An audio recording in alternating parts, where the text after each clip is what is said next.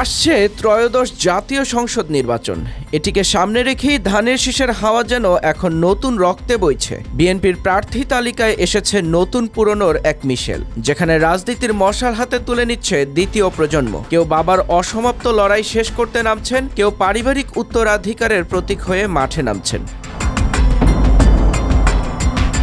দলের সর্বশেষ ঘোষণায় বিএনপি বেছে নিয়েছে ২৩৭ জন প্রার্থীকে। এদের মধ্যে রয়েছেন বেশ কয়েকজন সাবেক মন্ত্রী, এমপি আর তাদের সন্তানরা। পঞ্চগড় ১ আসনের সাবেক স্পিকার ও ভারপ্রাপ্ত রাষ্ট্রপতি জমির উদ্দিন সরকারের জায়গায় এবার মাঠে নামছেন তার ছেলে মোহাম্মদ নওশাদ জমির, যিনি দলের আন্তর্জাতিক সম্পর্ক বিষয়ক সম্পাদক। নাটোর ১ আসনে প্রার্থী হয়েছেন প্রয়াত প্রতিমন্ত্রী ফজলুর রহমান পটলের মেয়ে ফারজানা শারমিন পুতুল। আইনজীবী পুতুল ছিলেন নাটোর জেলা বিএনপির যুগ্ম আহ্বায়ক এবং অন্তর্বর্তী সরকারের দুর্নীতি দমন কমিশন বিষয়ক সংস্কার কমিশনের সদস্য।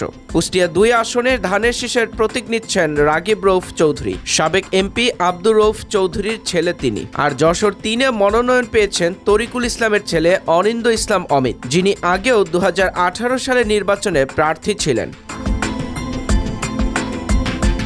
জীবন অবাক না করলে কে করবে? ২৮% মিল্ক ফ্যাটের অবাক করার সাথে ফ্রেশ মিল্ক পাউডার। জীবন অবাক করুক প্রতিদিন। ঢাকা ৪ আসনের সাবেক এমপি সালাউদ্দিন আহমেদের ছেলে তানভীর আহমেদ রবিন এবার ধানের শীষে নামছেন। এছাড়াও ঢাকার রাজনীতিতে পরিচিত মুখ ইশরাক হোসেন লড়বেন বিএনপির হয়ে। সাবেক মেয়র ও বীর মুক্তিযোদ্ধা সাদেক হোসেন খোকার ছেলে তিনি। ২০২০ সালে সিটি কর্পোরেশন নির্বাচনে মেয়র পদে পরাজিত হলেও পরে ট্রাইব্যুনাল তাকে মেয়র ঘোষণা করেছিল, যদিও শপথের জটিলতায় আসনে বসা হয়নি। ফরিদপুরে ২ প্রজন্মের ২ নারী নেতৃত্ব, ফরিদপুর ২-এর সাবেক মন্ত্রী KM ওবায়দুর রহমানের মেয়ে শামা ওবায়েদ আর ফরিদপুর ৩-এ চৌধুরী কামাল ইবনে ইউসুফের মেয়ে চৌধুরী নায়াব ইউসুফকে মনোনয়ন দিয়েছে বিএনপি। মৌলভীবাজার ৩-এ প্রার্থী হয়েছেন সাবেক অর্থমন্ত্রী সাইফুর রহমানের ছেলে নাসির রহমান। চট্টগ্রামেও একই ধারাবাহিকতা। মীর নাসির উদ্দিনের ছেলে মীর হেলাল, সালাউদ্দিন কাদের চৌধুরীর ছেলে হুমাম কাদের এবং জাফরুল ইসলাম চৌধুরীর ছেলে মিশকাতুল ইসলাম পাপ্পা, ৩ জনই এবার ধানের শীষের হয়ে প্রতিদ্বন্দ্বিতায় নামছেন।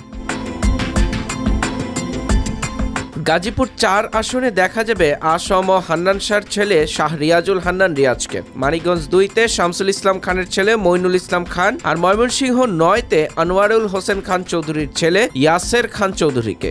শেরপুরের ৩টি আসনে মাঠে রয়েছে দ্বিতীয় প্রজন্ম। শেরপুর ৩-এ সিরাজুল হকের ছেলে মাহমুদুল হক রুবেল, শেরপুর ২-এ প্রয়াত হুইপ জাহেদ আলী চৌধুরীর ছেলে ইঞ্জিনিয়ার ফাহিম চৌধুরী আর শেরপুর ১-এ হজরত আলীর মেয়ে শানসিলা জেবরিন প্রিয়াঙ্কা, যিনি ২০১৮ সালে নির্বাচনে ছিলেন সর্বকনিষ্ঠ প্রার্থী। এখন ৩২ বছর বয়সে আবারও লড়বেন ধানের শীষে।